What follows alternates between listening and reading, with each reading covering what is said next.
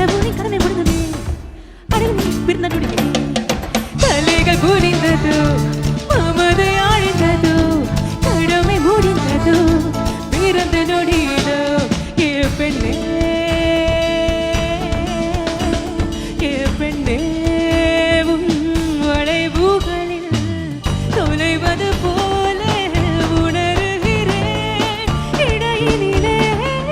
திணறுகிறேன் கனவிதுதானா வினவுகிறேன்